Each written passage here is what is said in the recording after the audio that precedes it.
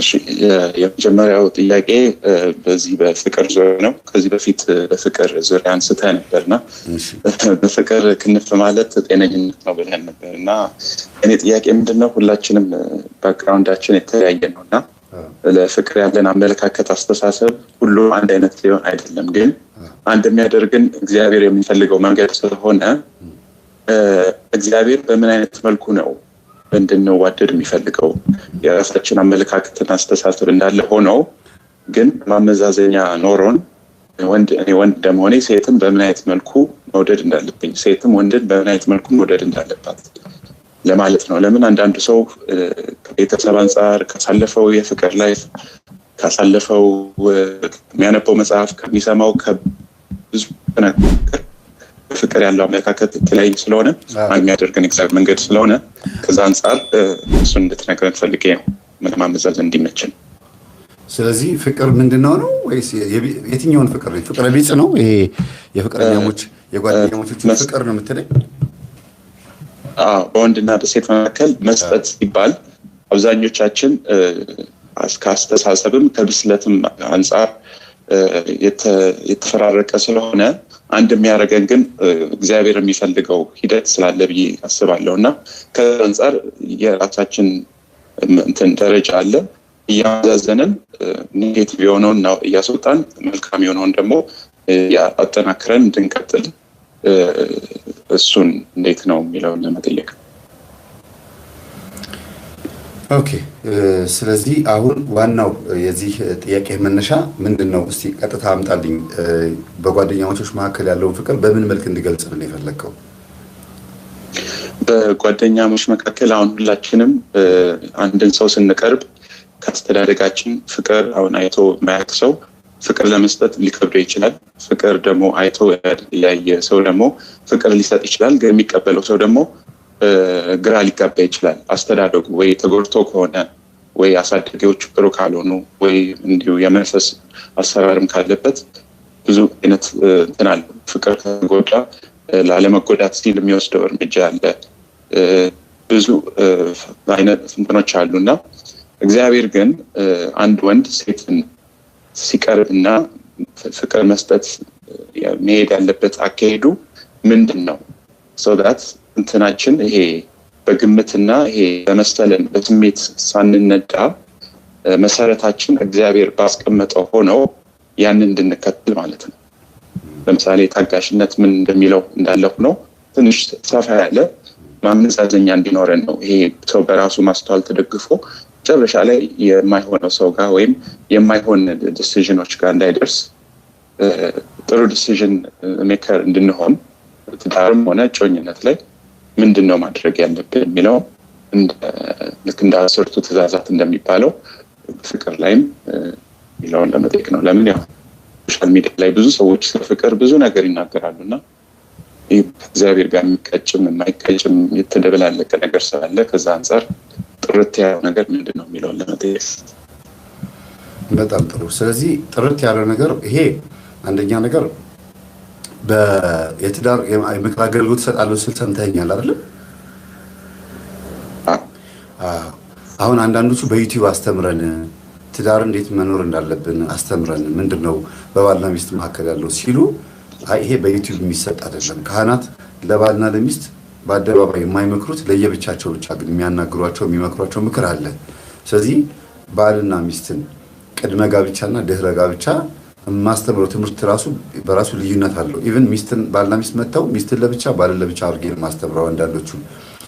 ከዛ ደግሞ አንድ ላይ መነግራቸው አለ፣ ለየብቻ ደግሞ መነግራቸው አለ።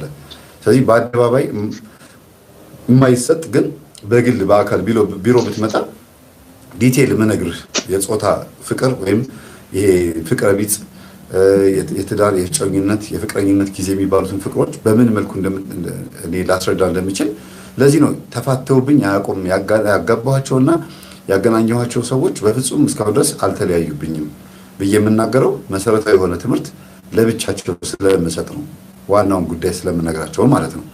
በአደባባይ ግን ስለ ፍቅረ ቢጽ አንድ ሁለት ነገር ልናገር ወይም ደግሞ በጓደኛሞች መካከል ስለ ጮኝነት ፍቅር ማለት ነው ወይም ደግሞ ስለ ፍቅረኛሞች ፍቅር ምንድነው? እግዚአብሔር ራሱ መጀመሪያ ፍቅር ነው። ማንም ሰው እወዳለሁ ወይም አፈቅራለሁ ብሎ የሚያስበውን ነገር በማፍቀሩ እንትን አይልም፣ አይጠየቅም። ወይም ደግሞ ለምን አረክ ለምን ወደድክ አይባልም። ምክንያቱም ከሱ ከእግዚአብሔር ከቅዱሱ የተሰጠን በአፍንጫችን የሕይወትን እስትንፋስ እፍ አለብን ሲባል ፍቅርንም ጭምር ነው። የሕይወትን እስትንፋስ ሰጠ ሲባል 7 ሀብታትም ጭምር ናቸው በአፍንጫ የገቡት። እግዚአብሔርን መፍራት፣ ማስተዋል፣ ንጉስነት፣ ካህንነት፣ ስልጣን፣ እነዚህ የሚባሉ ነገሮች 7ቱም ስልጣናት በአፍንጫው ገብተዋል በአዳም። ስለዚህ ፍቅርም አብሮ ገብቷል ማለት ነው። እና ስናፍቅርና ስንወድ የሆነ ነገር በጣም ወደድኩት ስንል በቃ ባህሪው ደስ ይላል። የትኛው አይነት ፍቅር ነው ግን ደስ የሚለው ነው? የትኛው አይነት ፍቅር ነው ደስ የሚለው? የትኛው አይነት ፍቅር ነው ምንም ወንጀል የሌለበት ፍቅር የሚባለው የትኛው ነው የሚባለው ነው ለይቶ ማወቅ የሚያስፈልገው። ለምሳሌ የአባቱን ሚስት ወይም የእንጀራ እናቱን የሚያፈቅር ሰው ጤነኛ ሰው አይደለም። ገና ለገና ፍቅር ጤነኛ ነው ስለተባለ ለምሳሌ 18 ዓመት ጎረምሳ ያደረሰ አባት የሰማኝ ነው አይደል? እንደምን እየሰማሁ የ18 ዓመት ጎረምሳ ያደረሰ አባት እንደገና ማግባት ፈለገ እና ያገባት ሴት ደግሞ ወጣት ልትሆን ትችላለች። ከልጁ ጋር እኩያ ማቾች ሊሆኑ ይችላሉ። ስለዚህ በዚህ መካከል በቃ አባት ያመጣትን ሴት እኔ ወድጃታለሁ ሊል እንደገና በሰራተኝነት ቤት ውስጥ የመጣችውን ሴት ሲያፈቅርና ይሄ ይለያያል። ለምን ሰራተኛ አፈቀርክ የሚለው የለም። ለምን ግን እህትን አፈቀርክ ሊባል ይችላል። ለምን እህቱን ያፈቀረበት መንገድ ይለያል። እህቱን የሚያፈቅረው ለፍቅረኝነት፣ ለጾታ፣ ለሩካቤ፣ በዝሙት ለመቃጠል ከሆነ ጤንነት አይደለም፣ አጋንንታዊ ነው። በዛ ላይ ደግሞ መላመድ ያመጣው ፍቅር ነው። በቃ ሰዎች ስለሆኑ አብረው ስለሚያድሩ አብረው ስለሚውሉ ከሰው ውጭ ስለማያውቅ ስለምታስብለት እሱም ስለሚያስብላት እንደገና ስለሚከላከልላት በመላመድ ከወንድሜ ውጭ ሌላ ሰው አላውቅም እሱም ደግሞ ከእህቴ ውጭ ሌላ ሴት አልቀርብም ብሎ ችግር ውስጥ ይገባሉ። በመላመድ የመጣ ሊሆን ይችላል። ትክክለኛ ፍቅር የሚባለው የትኛው ነው? ለትዳር አንዲትን ሴት ማጨት አስበው አይደለም፣ ዝም ብሎ እንዲሁ መንገድ ላይ ያያትን ሴት ከዛ ደግሞ ስራ ቦታ ላይ የሚያውቃትን በስነ ምግባሯ ስትጾም፣ ስትጸልይ፣ ስትሰግድ ወይም ደግሞ እንደዚሁ በጨዋነቷ በመልኳ ሊያፈቅራት ይችላል። ያንን ለይቶ ከፋፍሎ ማየት ካልተሻለ በስተቀር ከባድ ነው የፍቅርን ትርጉም ለመናገር። አሁን አይኑካ የሚባል አለ ወይም የአይን ፍቅር የሚባል አለ። እሱ አሁን ከምን የመጣ ነው? ከዝሙት መንፈስ የመጣ ነው ብዬ ነው የማስበው። እንዳየኋት ወደድኳት ይላሉ። ምኗን የወደዳት? መልኳን ሊሆን ይችላል፣ እንዳያት ቀርጿን ሊሆን ይችላል፣ እርቃኗን ሊሆን ይችላል። አጠቃላይ ብቻ እንዳየኋት ወደድኳት ወይም እንዳየሁት ወደድኩት። ወይኔ ደረቱ ልክ እንደ ዮሴፍ ጲጥፋራ እንደወደደችው የፈርዖን ሚስት ሲገባ ደረቱን ሲወጣ ባቱን እያየች ተመኘችው ይላል። ስለዚህ ይሄ በአይን እንደተያየን ተዋደድን የሚባለው ነገር አይሰራም ነው የምልህ። በዚህ በእግዚአብሔርን ጠይቀን በምንጸልየው ጸሎት ውስጥ በምናገኘው ነገር ይሄኛው ነገር አይሰራም። ስለዚህ ከፋፍለን ረጅም ሰዓት የምናየው ነገር አሁን የጠየቀው ጥያቄ በራሱ 30-40 ደቂቃ ያስፈልገው። አየህ ለምሳሌ እኔ ጤነኛ ፍቅር ነው ብዬ የማስበው ማለት ነው ማንም ትሁን ልጅቷ ብቻ ስጋ ዘመዷ አትሁን፣ ግን ብሔሯ ምንም ይሁን አጭርም ትሁን ረጅም በየትኛውም ለትዳር ትሆነኛለች ይቺ ሴት በጣም ወድጃታለሁ፣ አነጋገሯ፣ መንፈሳዊ ሕይወቷ፣ ክርስትና ደስ ብሎኛል ብሎ እሷን በማሰብ ብቻ የሚቃጠሉ እሷም ደግሞ እሱን በማሰብ ብቻ የምትቃጠል ከሆነና ሊያገኛት የሚመኛት ከሆነ ግን ዱላ ማይሰነዝር አፍቅርሻለሁና የኔ መሆን አለብኝ ብሎ ማያስቸግር በጣም ይሄ ያለ አይደል የልጅቷን ሰላም የሚነሳ ነገር ማያረግ ከሆነ ዝም ብሎ ማፍቀር ይችላል፣ መብቱ ነው። ከዛም ሐሳቡን ሲገልጽ ባትቀበለው እንኳን ነፃነቷን የሚጠብቅ ወይም ሐሳቧን ስትቀበል እሷ ስትጠይቀው እወድሃለሁ አፈቅርሃለሁ ስትለው አይ አልችልም ወይ ባለትዳር ነኝ ወይ ፍቅረኛ አለኝ ወይ ደግሞ አሁን ሐሳብ ጊዜ አይደለም ብሎ ሲላት የሱን ነፃነት የምትጠብቅ በቃ አልሆነም ብላ ነገሩን ትውት የምታረግ እግዚአብሔር ሲፈቅድ ይሆናል ብላ የምትጠብቅ ሴት የዛን ሰው ያፈቀረችውን ሰው ነፃነት ትጠብቃለች ወይም ያፈቀራትን ሴት ነፃነት ይጠብቃል ማለት ነው እንደኔ የምረዳው እንጂ እየጠበቀ እገልሻለሁ በመስተፋቅር እያደረገ የኔ መሆን አለባት ብሎ ቤተሰብ የሚያስቸግር ታላቅ ወንድሟ ጋር ለግድያ እስከሚፈላለጉ ድረስ እንደዚህ አይነት ችግር ውስጥ መግባት ይሄ ፍቅርን የሚገልጽበት መንገድ አይደለም። ፊልሞቻችን ላይ እንደምናየውም አይደለም።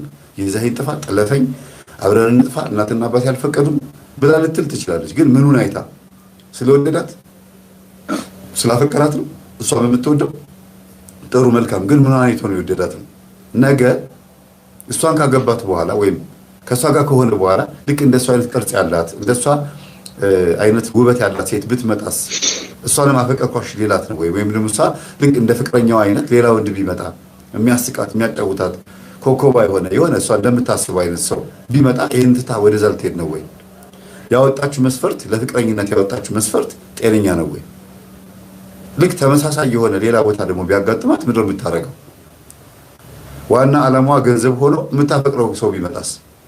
ወይ ደግሞ እሱም ዋና ዓላማው ገንዘብ ሆኖ በጣም የሚያፈቅራት ሴት ደግሞ ብትኖርስ ምንድን ነው የሚሆነው?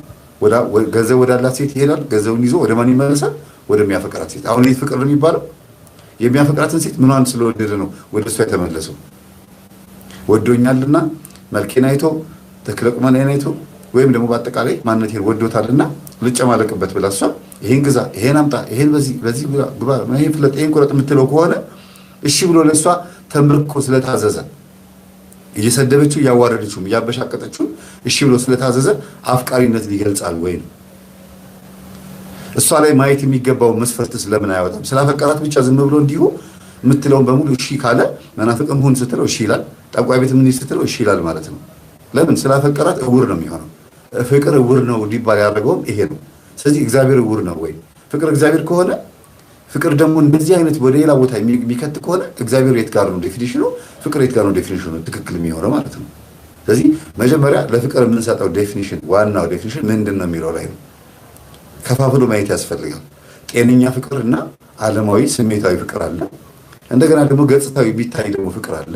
ግን ፍቅር ተብሎ ስሙ ስለተሰየመ ነው እንጂ እንደው ዝም ብሎ መዋደድ ብቻ ተብሎ ሌላው አንዱ ብቻ ነው ፍቅር መባል ያለበት ብዬ ነው የማስበው። ምኑን ተጠናንተው ተዋደው እናትና አባቶቻችን አንዳንድ ጊዜ ዘር ቆጥረው ወደኋላ የምን ብሔሩ ባነው ዘሩ ብሔሩ እንኳን ጤነኝነት አይደለም ዘሩ ምንድን ነው ይሄ ሰው ሲባል ምክንያታቸው ሁለት ነው።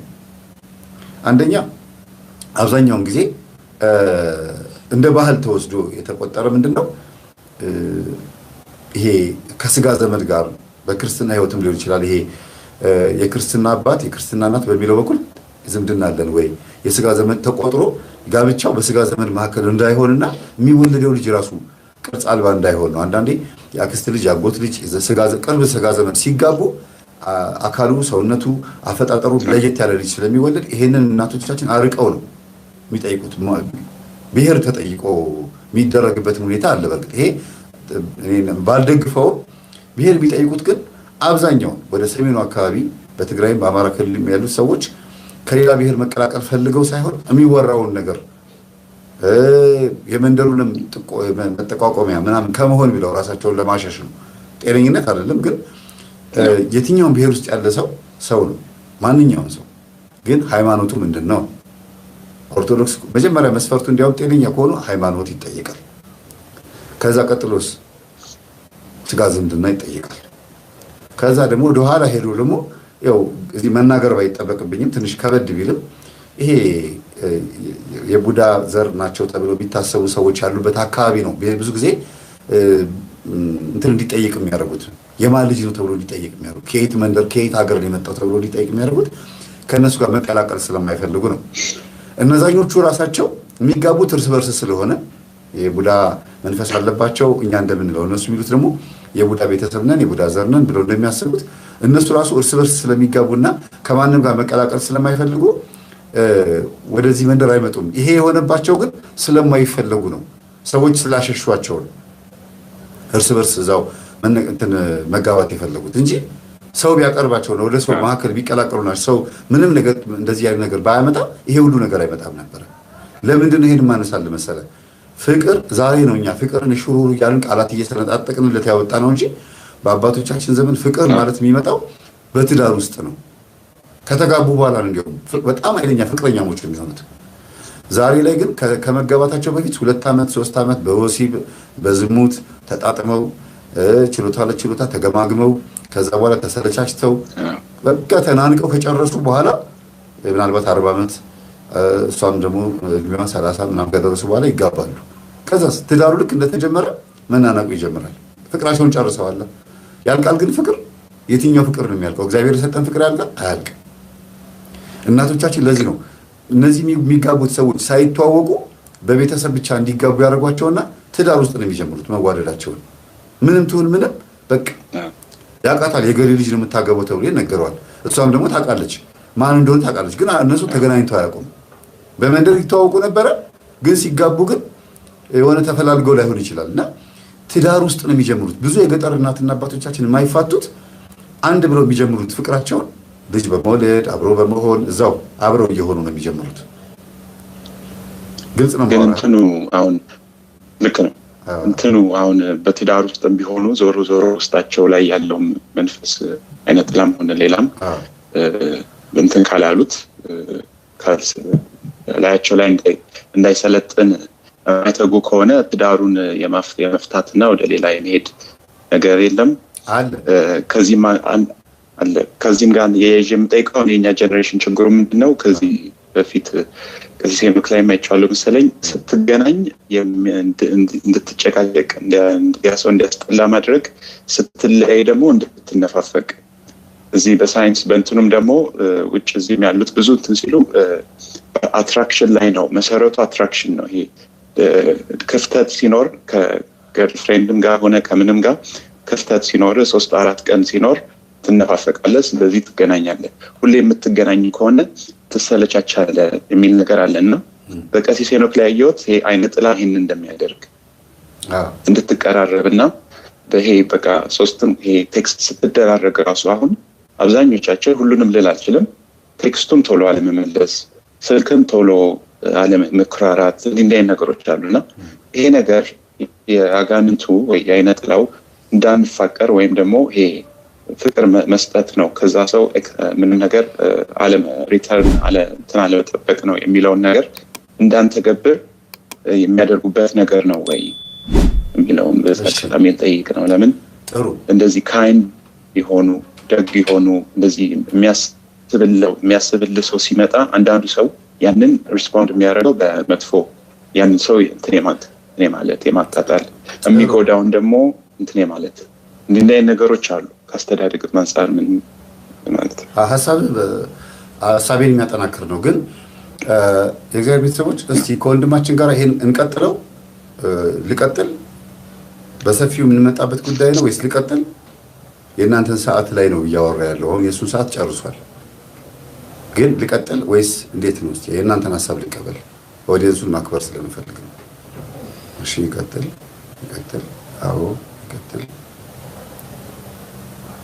እሺ ቢያንስ አንድ 10-15 ሰው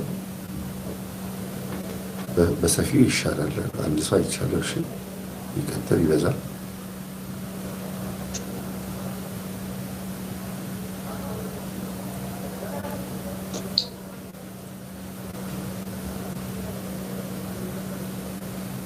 እሺ ይቀጥል ብለዋል። ምንድነው መሰለህ አሁን ለሁለት እንክፈለው። ስለ መናፍስት ምንም የማያውቁ ፍቅረኛሞችና እኛ የምናስተምረው ትምህርት ደግሞ የምትሰማው አንተ እንበል። አሁን አንተን ምሳሌ ላድርግህ እዚህ ጋር ሌላ ወንድ ከምመስል። አሁን ሁለቱንም ነው እያነጻጸር መሄድ ያለብን። እንትኑ ይሄ ንጽጽሩ ሁለቱም እያየን መሄድ አለብን። ለምሳሌ ምንም ስለ መንፈስ የማያውቁ ምናልባት አይነጥላ ዛር ምናምን የሚለው ነገር በርቀት ነው የሚሰሙት። ይሄን ያክል ግን ፍቅራቸው ላይ ጣልቃ ገብቶ ተጽዕኖ ይፈጥራል ብለው የማያስቡ ፍቅረኛሞች ካፌ እየሄዱ ይጮታሉ፣ ይዝናናሉ፣ ናይት ክለብ ሊዝናኑ ይችላሉ። በቃ በሆነ አጋጣሚ ተገናኙ፣ ሰርግ ላይም ሊሆን ይችላል፣ የሆነ መንገድ ላይ ብቻ በቻለው መጠን ምላሱን አስረዝሙ፣ ጠበሳት፣ እሷም አገኘችው፣ ተዋወቁ። እነዚህ ሰዎች አብረው በፍቅር ውስጥ መሆን ጀምረዋል፣ ተዋደዋል። ለምን ተዋደዱ? እንዴት ተዋደዱ? በምን ተዋደዱ? በምንስ ተገናኙ? ምኗን አይቶ ወደዳት የሚለው ነገር ቅድም እንደነገርኳችሁ የሚሆነው መልኳን አይቶ ስትስቅ ስትጫወት፣ እሱም የሆነ ሲቀልድ ምናምን በቃ ተቀራረቡ እንበል። ዓለማዊ ስለሆነ የሆነ መስፈርት አውጡለት። ከዛ ለሴት ጓደኛዋ ሄዳ ነገረቻት። ምርጫ ነው ማቀርብላችሁ እንግዲህ ወንድማችንም እየሰማ ስለሆነ ለሴት ጓደኛዋ ሄዳ አሬ የሆነ ልጅ ተዋውቄ እኮ እንዲህ ደስ እንደሚል ቆይ አንድ ቀን አስተዋውቅሻለሁ፣ ይኸው መልኩ ይኸው ያወራ ነው እያለች መታ ነገረቻት። ያቺ ጓደኛዋ ደግሞ እናቷ ችግር ያለባት በእሷ የምትቀና ባገኘችው ነገር በሙሉ የምትቀናባት ከሆነች ታጣላታለች ማለት ነው። ከዛስ ተጣላን እኮ እያለች መታ ትነግራታለች። ይችኛዋ በጎን እሰይ ትላለች። እንደገና አሁን ታረቅን ደግሞ ያኛው ልጅ ደግሞ መጥቶ ሲለምናት እምቢ በይው ወንድ ሞልቷል እባክሽ የራሱ ጉዳይ ትላትና ታለያይታለች። ሌላም ጓደኛ ስትይዝ እንደዚሁ ታለያያታለች። ይህም ወንድ ደግሞ ልክ እንደዚሁ ምቀኛ ወንድም ጓደኛ፣ ጎረቤት የሆነ ሰው ሊኖረው ይችላል። በሱ ሚቀና ሊያለያዩ ይችላል። ይሄን እንደ አንዱ ሰዱት። ጓደኛ ነው ያልኳችሁ። ስለ መናፍስት የሚያውቅ ጠንቋይ ቤት የሚሄድ ወይ እዛ ሰውዬ ላይ ያለው የቡዳ መንፈስ አይነጥለው፣ ቡዳ አይነጥለው ማለት ነው። ለምን አለፈለት? ለምን ፍቅረኛ ያዘ? እኔ ፍቅረኛ ሳሊስ እኔ ተፋትቼ እሱ እንዴት ያገባል? እኔ ፍቅረኛ ሳይኖረኝ እንዴት እሱ ይዝናናል? የት ነህ ስለው ከእሷ ጋር ነኝ ይለኛል። ስለዚህ ሊሆን አይችልም አይገባም እያለ እያሰበ ቡዳ መንፈሱ ተነስቶ ከሱ ላይ ጓደኛው ላይ ሲመጣበት ሊፋቱ ይችላሉ። ሌላ ደግሞ ላምጣላችሁ ምርጫ። ከዛ ደግሞ አብረው መኖር ጀመሩ። ለዚህ ፍቅረኛሞች አብረው በሚኖሩበት ሰዓት እላዩ ላይ ፍቅረኛዋ ላይ ያለው አይነ ጥላ ወይም ቡዳ መንፈስ ፍቅረኛ እንዲይዝ የማትፈልግ ልትሆን ትችላለች፣ ወንዱ ላይ ማለት ነው። ለምን እቺ ሴት ቀረባት? ሊያልፍለት ነው፣ በቃ ሊወልድ ነው፣ ወልዶ ሊስም ዘርቶ ሊቅም ነው። ከዛ በኋላ ደግሞ በጣም በቃ ደስ ብሎት ከእግዚአብሔር ጋር ሊያመሰግን ነው። ስለዚህ አልፈልግም ይላል ውስጥ ያለው አይነ ጥላ። ቡዳውም እንደዛው ስትጸንስ ልጅቷ ሲያስወርዳት፣ ከዛ የሆነ ነገር ሲጣሉ አረገዝኩ ስትለው አስወርጂ ሲላት ምናምን በዚህ ይጣላሉ ማለት ነው። ለምን? መጀመሪያም የማይፈልግ መንፈስ በወንድ ውስጥ ስላለ። ሴት ዛር አይነ ጥላ አለች። ያቺ ሴት ዛር አይነ ጥላ ምንም እንኳን እንዲያገባ ባትፈልግም ግን እንዲያመነዝር ትፈልጋለች። ለምን? ማመንዘርና ማግባት ይለያያል።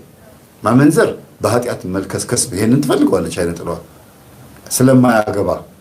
ሴቶችን እንዳይነካ የምትፈልገው ቡዳ አይነ ጥላ ናት። የትም ሲልከሰከስ ደግሞ ምንም ችግር የማይመስላት ደግሞ አይነ ጥላ ብቻ ናት። አስተውሉ። ቡዳ አይነ ጥላ ማንንም እንዲነካ አትፈልግም። ድንግል ሆኖ ራሱ በቃ ዝም ብሎ ከእናትና አባቱ ጋር እንዲያረጅ ሽማግሌ እንዲሆኑ ትፈልጋለች። ካገኘም ከነካትም የደረሰባት ሴት በቃ ውሻ አድርጋ የምታባረረው እሱ ራሱ ውሻ አድርጎ የሚያባረራት ህይወቱ ቢዝረበድ የሆነ ዝብርቅቅ ያለ ህይወት ነው የሚሆነው። የደረሰባቸው ሴቶች በሙሉ የሚሰድቡት የሚያዋርዱት፣ እሷም ደግሞ እንደዚሁ በተቃራኒ ያገባት መንፈስ ካለ በቡዳ ያያት መቀመጫዋን፣ ጦቷን፣ ዳሌዋን፣ ሰውነቷን፣ ውበቷን፣ ፀጉሯን አይቷት የበላት የቡዳ የዝሙት መንፈስ ካለ ከሆነ ሰው ማለት ነው ያ ውስጥ ይቀመጥና የምትቀርባቸው ወንዶች በሙሉ ያሸሻል። የኔ ናት፣ እኔ ነኝ ቀድሜ የገባሁት፣ ማንም ወንድ ሊነካብኝ አልፈልግም፣ በቃ ሚስቴ ናት ይላል። ውስጥ ያለው የቀረቡትን ወንዶች በሙሉ ሊገናኝ ሲል ብልቱን ልምሹ ያደርገዋል፣ ያዳክመዋል። ሲያወሩ ሲነጋገሩ በሀሳብ አይስማሙ፣ አይግባቡ። ገንዘብ ሲሰጣት ገንዘቡን ትጠቀማለች፣ ሌላ ነገር ግን አትፈልግም። ጸባይዋ ምንም የማይጨበጥ ይሆንበታል። የእሷ ጸባይ ምን ሆነሽ ምን ሆና እቺ ልጅ ማን ብሎ ግራ እስኪገባው ድረስ ማለት ነው። እንደዚህ ይሆንና ውስጣቸው ባለው አይነ ጥላ መንፈስ ምክንያት ሊለያዩ ይችላሉ። ግን ይሄን አያውቁም እነሱ። በቃ የኔ ህይወት ዝም ብሎ ነው ብላ ወይም ዘማዊ ትሆናለች ወይ ደግሞ ዝም ብላ እዛም ስታገባ ከአንዱ ስትወልድ 3-4 ልጆች ወልዳ 3-4 ልጆች ደግሞ ከተለያዩ ወንዶች የተወለዱ ሊሆን ይችላሉ። እሱም እዛም አራርቀው ውለድ ሲባል አንዷን ሳሪስ፣ አንዷን መገናኛ፣ አንዷን አየር ጤና አድርጎ አራርቀው ውለድ የተባለውን እንደዚህ አራርቆ ይወልዳል ማለት ነው። ከዛ በኋላ ቤተሰብም ጉዱን ያውቅበታል። እሱም በቃ ግራ ይገባዋል። ይለምደውና ሁሉም ቦታ መውለዱን እንደ ቀላል ነገር ያዋል። ትዳርም ሳይዝ ዝም ብሎ በቃ ልጆቹን በማሳደግና ገንዘብ በመስጠት ከደሞዝ ላይ እንዲቆረጥ በማድረግ ይቀጥላል ላይፉ ማለት ነው። ትዳር የሚባል ነገር የለም። ግን እንደ ተመኛት ትዳሩን ላያገባ ይችላል እስከ መጨረሻው ድረስ። ውስጥ ያለችው አይነ ጥላ አትፈቅድለትም ማለት ነው። አትፈቅድለትም። ሌላው ሶስተኛው ደግሞ ምናልባት ከመተቱና ከቡዳዎቹ ወጣ ብለን መስዋዕት የምታቀርብ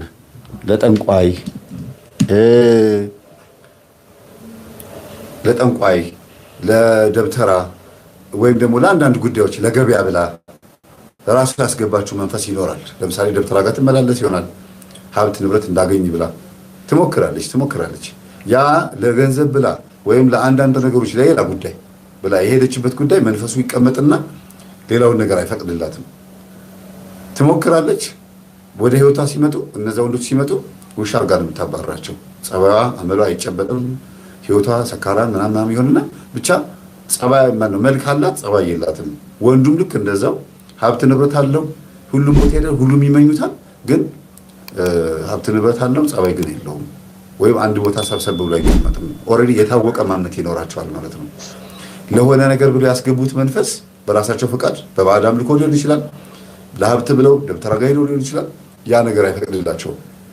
ግን አያውቅም ይሄ ሰው እኔ ለሀብት ብዬ ሄጄ የመጣብኝ ችግር ነው ብሎ አያስብም።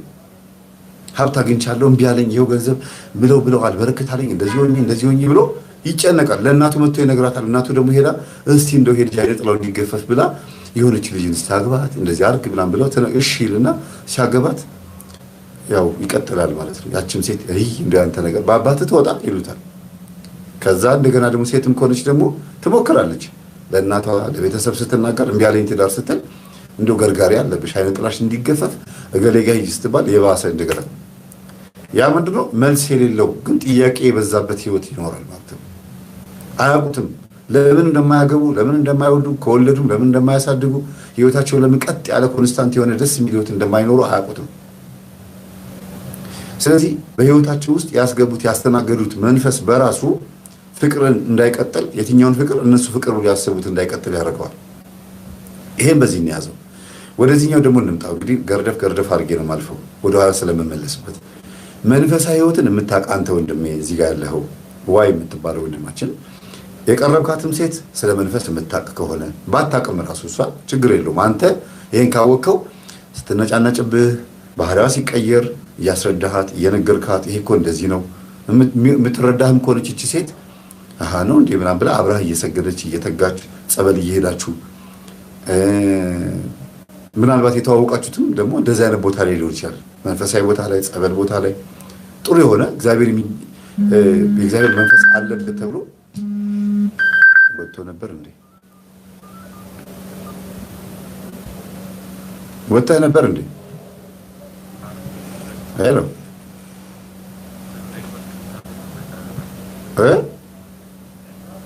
ኔትወርክ አለንትና ሄምድም ነው ድምፁን ያሰማና ዘጋ። እሺ ይሰማል አይደል? አሁን ይሰማል። ይሰማል ነበር። ስለዚህ ምናልባት እየሰማኸኝ ካልነበረ በኋላ ትሰማዋለህ። ግን አንተ መንፈሳዊ ሰው ሆነ እሷ መንፈሳዊ ብትሆንም ባትሆንም እሷን ወደ አንተ የማምጣት አቅሙ ይኖርሃል። ሁለታችሁ መንፈሳዊ ከሆናችሁና የመናፍስትን ሴራ የምታውቁ ከሆነማ በጣም አሪፍ ነው የሚሆነው። አይነ ጥላንም ታስሩታላችሁ። መስተፋቅርም ቢወረወር ባህሪዋ ቢቀየርም ትረዳታለህ። እሷም አንተ ግሎሲ ቢያጋጥምህ ከሴት ጋር ብታመነዝር ወዶ አይደለም እንደዚህ ሆኖ ነው ተቸግሮ ነው ምናምን ብላ አንተን የመረዳት ነገር ይኖራታል። ውጣልኝ ከዚህ ሂድልኝ ከዚህ ድጋሚ እንዳትደውል አትልህም። አንተም እሷን እንዴት ታደርግብኛለሽ አትላትም። ብትላትም ቁጭ ላይ በማውራት ነው ይሄ ነገር እንዴት ነው ከቤተሰብ ነው ምናምን ብለህ ትጠይቃታለህ። ትወያያላችሁ። ፍቅራችሁ እንዲቀጥል ምክንያት የሚሆነው ጠላትህን በማወቅህ ነው የሚሆነው ማለት ነው። ይሄንን ሁለቱን ልዩነት ልታውቁ ፈልጋለሁ። ፍቅር የምትለዋ ነገር ግን የምትመጣው መጀመሪያ መልኳን አይታሃትም ከሆነ ገንዘብም ስላላትም ሊሆን ይችላል። ወይም ደግሞ በጣም ቀልጣፋ ሴት ሆነ የሆነ ደስ የሚል መንፈሳዊ ህይወት ስላላት በምንም መንገድ ተዋወቁ። ግን ሁለታችሁ መጋባት ትፈልጋላችሁ ወይ ነው በቃ ተጋብታችሁ ልጅ መውለድ ትፈልጋላችሁ ወይ?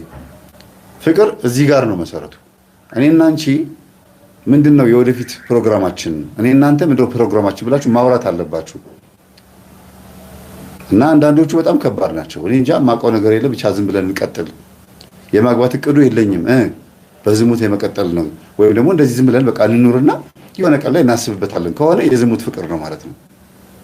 ይሄንን በዚህ ያዙት። ቀጥሎ ደግሞ ሁለተኛ ላይ ደግሞ ማግባት እፈልጋለሁ እንድንወልድ እፈልጋለሁ። ከዛስ የት ገባ የት ወጣ የት ነው ያለው? አንቺስ ማን ጋር ነው ያለሽው? መጀመሪያ ሲጀመር በምንድን ነው ምሳ በላሽ ምሳ በላ እንገናኝ ምናምን በሚል ይጀመራል። እያለ ምን ይሆናል? ልክ ሊጋቡ አካባቢ ላይ ስልኳን መጎርጎር ማየት በሆኑ ነገሮች መቅናት እሷም እሱ ላይ እኔ እኮ ያገኘሁት ናይት ክለብ ስለሆነ አላምነውም እኔን ራሱ እንደዚህ አድርጎ ስለጠበሰኝ እንደዚህ አድርጎ ሌላ ሴት ሊጠብስ ይችላል እኔን ያገኘኝ እንደዚህ ስለሆነ እሱም እንደዚህ ሊያደርግ ይችላል ብሎ እሷን ያገኛት እንዴት እንደሆነ እያሰበች ሌላ ሴትን በዛ መንገድ ያገኛል ብላ አስባ ልቧ አያርፍላትም። ግን ያሉት ምን መንፈሳዊ ቦታ ላይ ነው ያሉት። አይ ጥሩ ቦታ ላይ ያገኘሁት እግዚአብሔር ቤት ነው ያገኘሁት የፈለገው ይሁን እሱ የሰጠኝ ኪዳነ ምሕረት የሰጠችኝ ቅዱስ ሚካኤል የሰጠኝን ሰው ልተዋ አልፈልግም ከሱ ይምጣ እንጂ ብለው ደግሞ ወይም ከሷ ይምጣ እንጂ ብለው መከራንም ችግርንም ስቃይንም ብቻቸው የሚጋፈጡ ወይ ሚስት ወይ ባል ወይም ሴት ወይ ወንድ ይኖራሉ። እያመነዘረ እያየችው ትታገሰዋለች። እንደፈለገች እየሆነች እያያት ግዛልኝ ያለችው በሙሉ እየገዛላት መንፈሳዊ መሆኗን አይቶ አግብቷት ወይም አይቶ ቀርቧት ከዛ በኋላ በመንፈሳዊነት ሰበብ ውስጥ ግን ሌላ አይነት በወጥባጭ ልትሆን ትችላለች። ገንዘብ የምትቦጠቡት ወይ ህይወቱን ዘረኝነቱን የምትከተል ትሆን ትችላለች። እናቴ አልፈቀደችም፣ አባቴ ይሄ ነገር ደስ አላላቸውም፣ ከዚህ ብሔር እንዳታግቢ ብለውኛል ብላ ልጁ ስላልተመቻት ብቻ ይሄን ምክንያት ፈጥራ ልትሸሸው የምትሞክር ሴት ትኖራለች። ብዙ ጊዜ ስላጋጠመኝ ነው። እስቲ እንላመድና መጀመሪያ ትልና ትቀርባለች። ሆን ብላ ለመፈተሽ ሴቶች ደግሞ በጣም የሚያስጠላው ባህሪያቸው ምንድነው? ሆን ብሎ ለመፈተሽ እስቲ እንትን ግዛልኝ፣ እንደዚህ አይነት ቦታ ይሄን ቀሚስ አይቻለሁ፣ ይሄ ነገር ከፋይ ተባልኩኝ ምናምን ብለው ይፈትሹታል። ብር አጥተው አይደለም ባይዘው አጥተው ሊሆን ይችላል፣ ግን ሆን ብለው ይሄን እንደ ፈተና ያቀርቡታል። እሺ እያለ ያን ነገር በሙሉ የሚያሟላ ከሆነ የመጀመሪያውን ፈተና አልፏል። ሁለተኛ ላይ ደግሞ ምናልባት አልጋ ላይ ሊሆን ይችላል ፈተናው። አልጋ ላይ ባይሆን እንኳን ወደ ቤተሰቦቼ ላምጣውና ቤተሰቦቼን ይወድልኛል ወይ፣ ወደ ቤተሰቦቹ ልሂድና ቤተሰቦቹ ይወዱኛል ወይ ይሆናል ፈተናው። እያለ ይቀጥላል። ከጓደኞቿ ጋር ሰብሰብ ብላ መታ አብረው ደግሞ እንዲያዩት ታደርጋለች፣ ታስገመግማለች። በጓደኞቿ እዩት እስቲ እንዴት ነው ምናምን ስታዩት ያለው ነገር ምናምን ትላለች። በአሁኑ ጊዜ ልክ እንደ ዮኒ ማኛ ገንዘብ የሌለው ወንድ በአናቱ ይተከል፣ በአናት ተተከል እንደሚሉት ማለት ነው አይደል? ራሳቸው ሴቶቹም ይሄንን ቪዲዮ እየሰሩት ነው። ምን ማለታቸው ነው? ወንድም የላትም አባት የላትም። እሷ ነገ የምትወልደው ልጅስ እንደዚህ በአናቱ እንዲተከል እየተመኘች ነው። ነገ ወንድ ልጅ ልትወልድ ትችላለች። ስለዚህ ገንዘብን ታርጌት አድርገው ግን እንዳፈቀሩ ሆነው ጥርስ እያሳዩ ልባቸውን ያራቁ ኢቭን አንድ ወልደው እንኳን የሚፋቱ አሉ። ሲንግል ማም ሆኜ እቀመጣለሁ እንጂ ከሱ ጋር አልኖርም፣ እኔ ያገባሁት ለገንዘብ ነው ብሎ የሚያስቡ አሉ። ስለዚህ መጀመሪያ ሲመጡ ግን እንዳፈቀሩ ሊያገቡ እንደሚፈልጉ ትልቅ ዓላማ እንዳላቸው አድርገው ቀርበው እንደዚህ አይነት ችግር ውስጥ የሚገቡ አሉ። ሴቶችን ያልኩት። ወንድ ልጅ ደግሞ በፍጹም ገንዘብ ሳይኖረው የማግባት ዓላማ አይኖረው።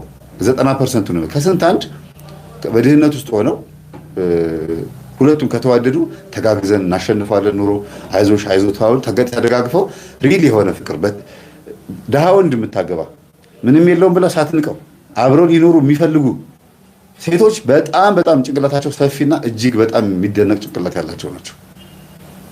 ደሃ በመሆኑ ጥለውት የሚሄዱ አፍንጫ አላት ወደዛ ሄድብኝ እኔ ካንተ ጋር አላክም ምናምን ብለው ደግሞ የሚርቁ ሴቶች ደግሞ መቼም ቢሆን በአንድ ትዳር ላይ ጸንተው እንደማይቀመጡ ይታወቃል።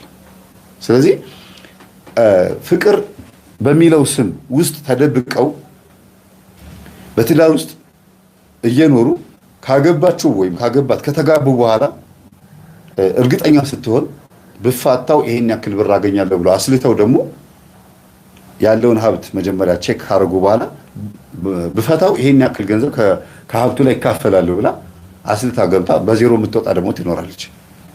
በዜሮ መውጣት ማለት ነው ማንነቷን ካወቀ ጸባዋን ካወቀ በስሙ ያለውን ንብረት በሙሉ በእህቱ በእናቱ በሌላ ሰው ስም ያዞረውና ከጋብቻ በፊት ይሄን ነገር ያደርግና እሷን ያገባታል። እየመከርኩኝ ብቻ አይደለም ይሄን የምናገረው። እንዲህ አይነት ተንኮለኞች ስላሉ ወንዶቹም ብልጥ ሆነዋል ነው።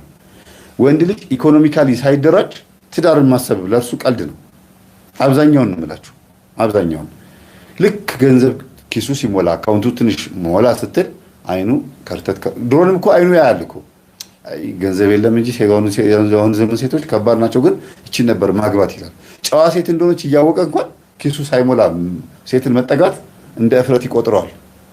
ለምን? ካለው ሁኔታ አንፃር እሷን ማስተዳደር ኃላፊነት የሚወድቀው አብዛኛውን ጊዜ ወንዱ ላይ ነው። የፈለገ መንግስት መስሪያ ቤት ትስራ፣ ካምፓኒ ይኑራት፣ የሆነ ነገር ይኑራት፣ ሞር በብዛት ተጽዕኖ የሚያልፈው ማለት ነው ወንድ ላይ ነው። ይሄ ፍቅርን ያመጣል ወይ ስትል አያመጣም።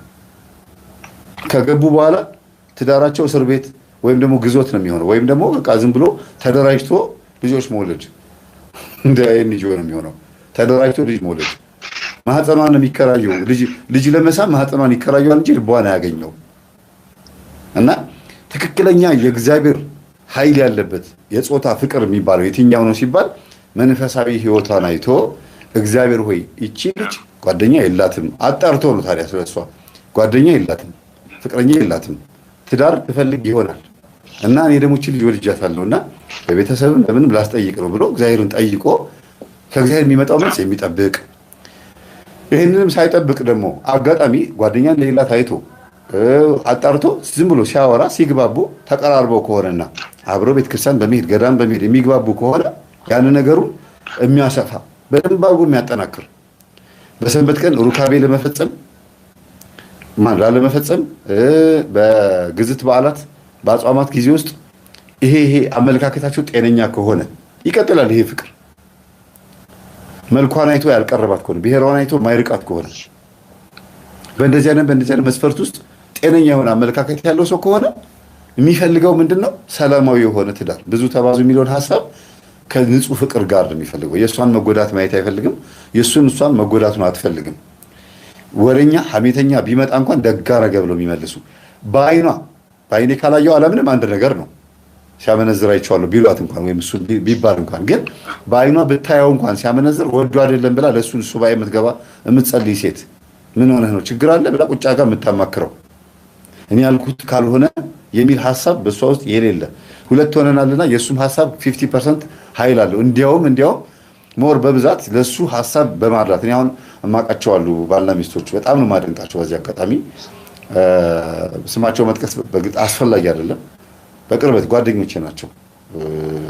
ብዙ ኑሮ ለማሸነፍ ጥረት ያደርጉ ናቸውና በጣም ስማርት ናት። ባይምሯ ሚስትየዋ ጎበዝ ናት። ይሄ ኮንቴንት ክሬት የማድረግ ስራ የፈጠራ ምናምን ጎበዝ ናት። ግን ትህትናዋ የሚገርም ነው። ባሏ የሆነ ሐሳብ መጥቶልኛል ይሄን ቤት እንሽጠውና እስቲ የሆነ ነገር እንክፈት፣ የመኪና ጥበት ይላል፣ ምግብ ቤት እንክፈት ይላል፣ ክፍለ ሀገር እንሂድ ይላታል። እሺ ትለዋለች፣ ትታዘዘዋለች። እሱም ደግሞ በጣም አሪፍ የስራ ፈጠራ ጎበዝ ነው፣ ይሰራል። ግን ሰው መተት እየላከባቸው ይሁን አይታወቅም። ከቤተሰብ የመጣ ዛር ይሁን አይታወቅም። በገቡበት በወጡበት ሁሉ ፈተና አለባቸው። ያገኘውን ገንዘብ የሚነጥቅበት ሰይጣን አለ። ግን እሷ ትታዘዘውና እሺ ትለውና አብሮ ይፍጨረጨራሉ፣ አብሮ ይታገላሉ። ልክ እሷ ደግሞ እስቲ ይሄ እንደዚህ እናድርገው ስትለው ጥሩ ነው፣ እሺ አሪፍ ነው፣ እስቲ እንሞክረው ይላታል። ልክ እሷ ስትሞክረው ይሳካላትና አሪፍ ነገር ያገኛሉ። እሱ በትዳሩ ላይ ሲፍጨረጨር ጠብ አይደል ሲለው እሷ ግን ቤት ውስጥ በተወሰነ መልኩ ምግብም ሸጣ የሆነ ነገርም ሰርታ ምን ብላ ልስራ ብላ የምታመጣው ነገር ቤቱን ሲያግዝ የቤት ኪራይ ሲችል ምናምን ያይና መጀመሪያም እኮ ሚስቴ መስማት ነበረብኝ፣ ግን በዚህ ልክ በጣም አሪፍ ሚስት ሆና እኔ በጣም ብዙ ቦታ ሄጄ ብዙ ገንዘብ አውጥቼ በሚሊዮን የሚቆጠር ገንዘብ አጥፍቼ ጠብ አልል ብሎኛል፣ ግን እኔ የማቀርበውን ሐሳብ ተቃውማኝ አታውቅም ብሎ ነው የሚያስበው። የሚገርም ነገር ይኸውልህ የከተማ ሴት ናት። በቃ የፒያሳ ምርጥ አራዳ ነች፣ ግን መንፈሳዊ ናት።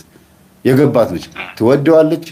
እሷም ከሌላ ወልዳ ነው የመጣችው። ከሌላ ሁለት ወልዳለች። እሱም ደግሞ ከሌላ ሁለት ወልዶ ነው የመጡት። ሁለቱ ደግሞ አሁን ሲገናኙ ደግሞ 3 ነው የወለዱት። የሚገርም ነገር ሁለቱም ከሌላ ወልዶ ነው የመጡት። ትዳር ምን እንደሚመስል ያኛው በሚስቱ ተምሯል፣ እሷ ደግሞ በባሏ ተምራለች። ሰካራም ባል ማግባት ምን እንደሆነ፣ ከሰካራም ባል ጋር መኖር ምን እንደሆነ፣ እሷ ጋር የጎደለው ነገርም ቢኖር ያኔ ዓለማዊ በነበረችበት ሰዓት ነው የሁሉ ችግር የሚገጥማት። ከዛ ወደ እግዚአብሔር ስትመጣ ደግሞ ይሄን ሰው አገኘችው። እዚህ ጋርም ደግሞ እሱ ደግሞ ሚስቱን በጥሩ ሁኔታ ሲቀበላት ልጆቿን በትክክል እንድታሳድግ ሲነግራት አልሰማ ብላ ብዙ በትዳሩ ላይ ፈተና አይቶ የመጣ ስለሆነ ከሁለቱም ከትዳራቸው ኤክስፒሪየንስ አይተው ነው የመጡት ሁለቱ ባልና ሚስቶች።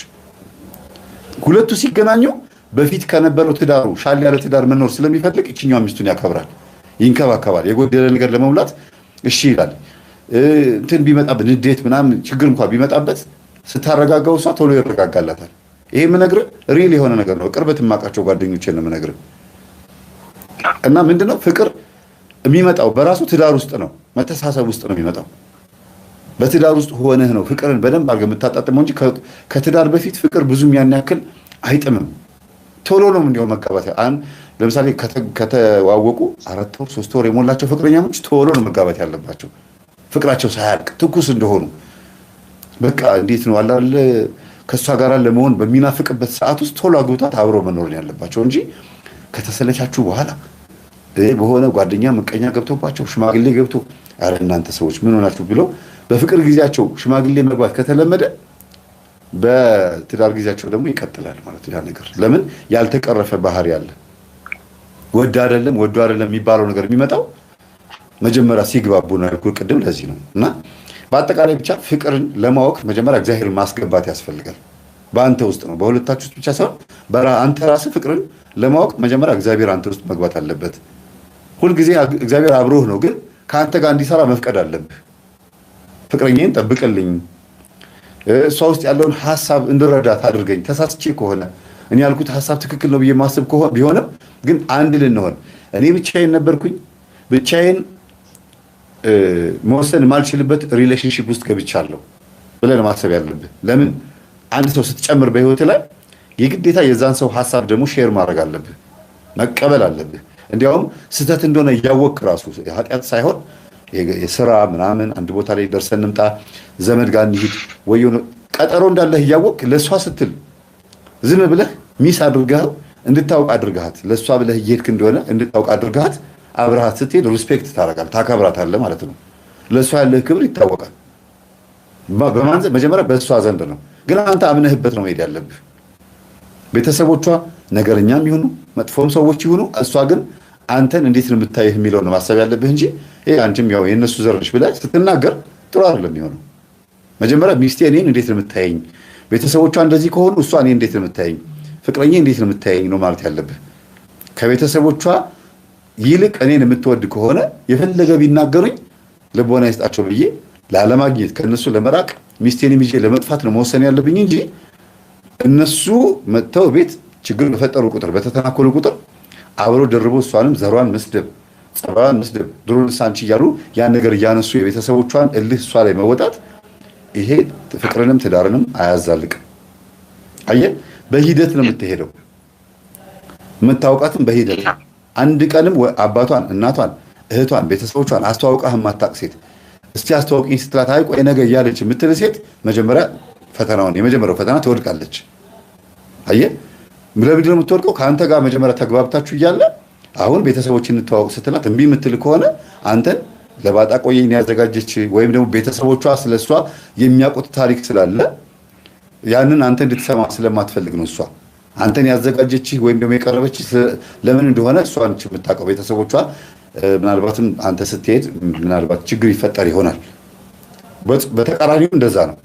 እሷ እና አስተዋውቀኝ ቤተሰቦችን እናትህን ልተዋወቃት ቤተሰቦችን ልተዋወቅ ስትል በተቃራኒው ማለት ነው አይ ቆይ ምናምን እያለ የሚያሸሽ ምናምን ብቻዬን ነው የምኖረው ምናምን የሚል ከሆነ ያው መቼም ማን ሆነን ነው የምንፈትነው እንላለን እንጂ አንዳንድ ጊዜ የምንጠራጠረው ነገር ካለ መፈተኑ ጥሩ ነው። ትንሽ ፈተና ጣል ማድረግ ለምን ረጅም ጉዞ ትዳር የሚባለው ረጅም ጉዞ ሊጀመር ስለሆነ መጀመሪያ ምንድነው ቀድሞ ነበር እንጂ መጥኖ መደቆስ አሁን ምን ያደርጋል? ድስት ጥዶ ማልቀስ የሚባል ነገር አለ።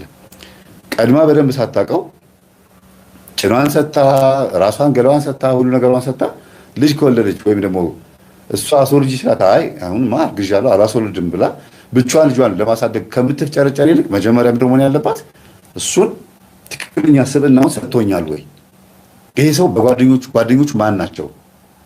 ጓደኛህን ንገረኝና ማንነትህን ልንገር የሚባል አለ። የት ነው የሚውለው? ከዛ ጓደኞቹ እኔን ይወዱኛል ወይ? እሱ ና ብዬ ስጠራው ጓደኞቹ ለእሱ ያላቸው ስሜት ምን ይመስላል? እቺ ደግሞ ምናምን የሚሉ ከሆነ ጓደኛ በሚያዙ ደስ የማይላቸው ከሆነ ምንድን ማድረግ ያለባት? ራቃቸው ነው ማለት ያለባት። ከእሷ በፊት የሚያውቃቸው ናቸው። ከጓደኞቹ እንዴት ነው የምትነጥለው?